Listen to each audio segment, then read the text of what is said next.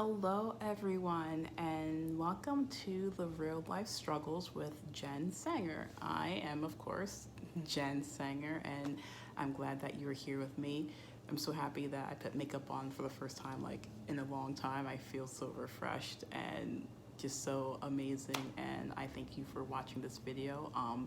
Please feel free to share this video, tag a mom friend, tag a friend, share a friend, all of the above. Let's just get this message out there to other mothers that may be going through this, whatever I'm going to be talking about on this channel. Okay, so just bear with me. It's my first time really doing this, so I'm new to this. So, but I'm excited. So today's topic that I want to start off this web series about is going to be creating better bonds between a parent and a child.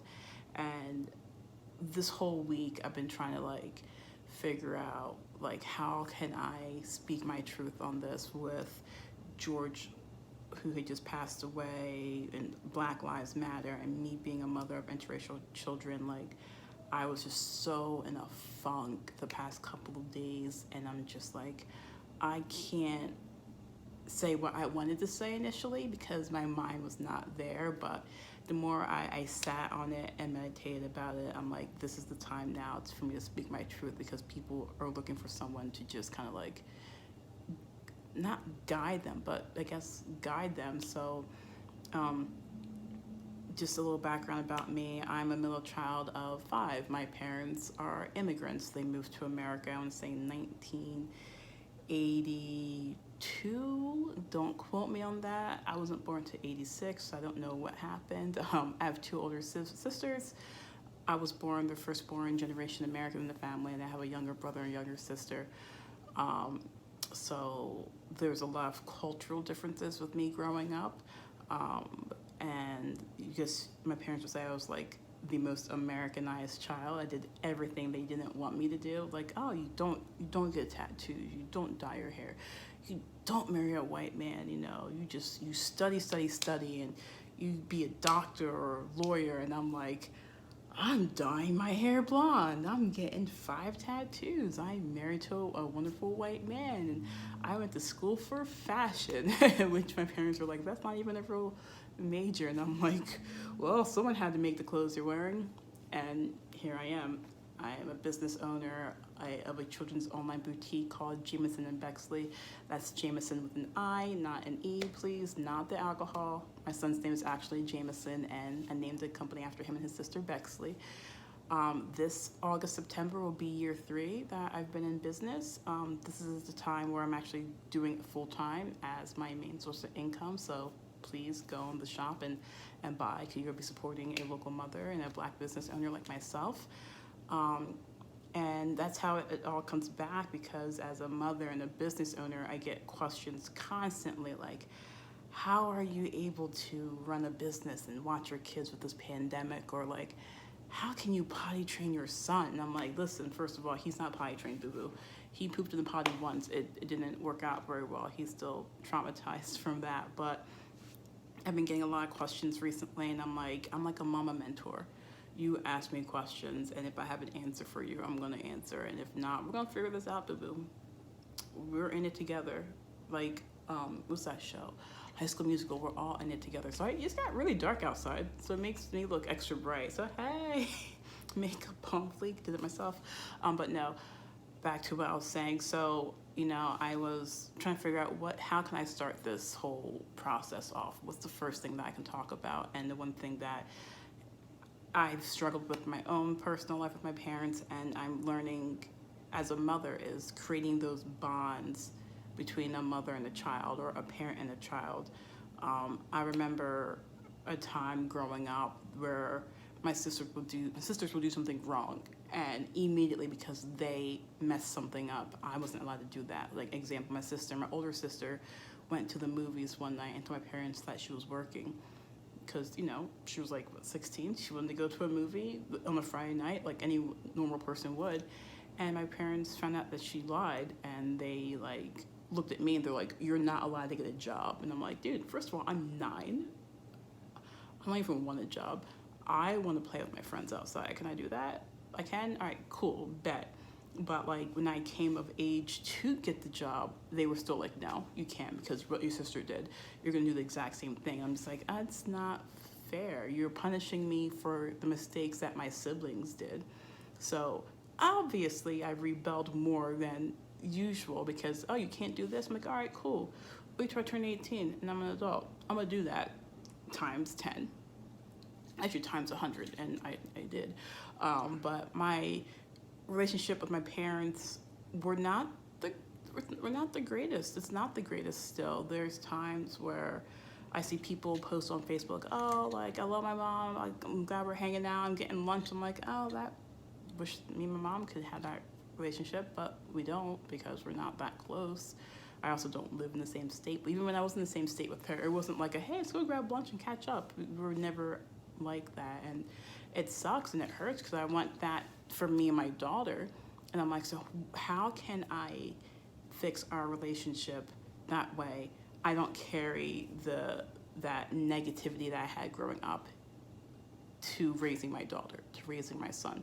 So when she's my age, she'll want to be like, oh, let me call mom and let's hang out with mom, and let's go get our nails done. And I'm like, yeah, like, yay, like she likes me, but also still have to parent her because I am her mother. I'm not her best friend. I'm her mother. So that is what I'm going to be talking about, just how to do that. I'm going to offer great resources on like what I found, what I'm doing, and how it's working in my life. There's no point in me saying, oh, you should do this, would be great, and then me not do it myself. That's hypocritical.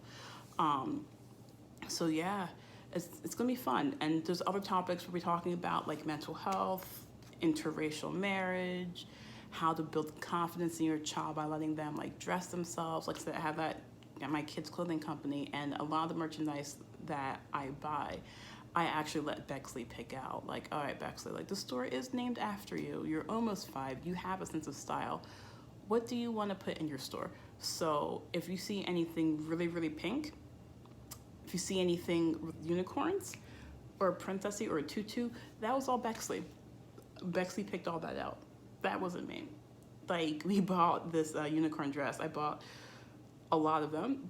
A lot of them. I didn't know what the minimum order requirement was, but I bought a lot. But it's a unicorn on it, and it's a tutu, and Bexley absolutely loves it. And she's like, I want to give this to my friend Mia. I'm going to give it to my friend Lola. I'm giving it to my friend Lila. I'm giving it to my friend Ari. I'm like, you giving out a lot of money right now. You need to just, whoa. You need to chill.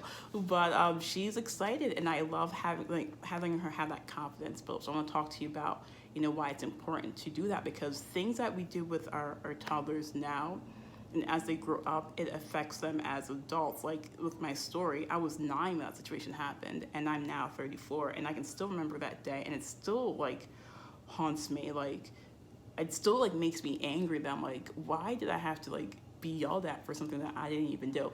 Mind you, my sister did get yelled at too. Don't worry, I'm not the only one that got yelled at. Like everyone got yelled at, but I'm just like, this makes no sense. Like I didn't even do anything. I was just like, I was at home sleeping with you, Mom. What you mean? Like why am I grounded? So I definitely want to talk about how to break that negativity, and also talk about like positivity. Like my husband's parents is like, compared to my parents, it's like literally like black and white. No pun intended, because he is white, but it's complete opposite. So when you grew up in a strict household, and you have my husband's family who's not as, well, from what I've seen, not as strict, trying to bring both of the positives from our families into raising our children, it's rough.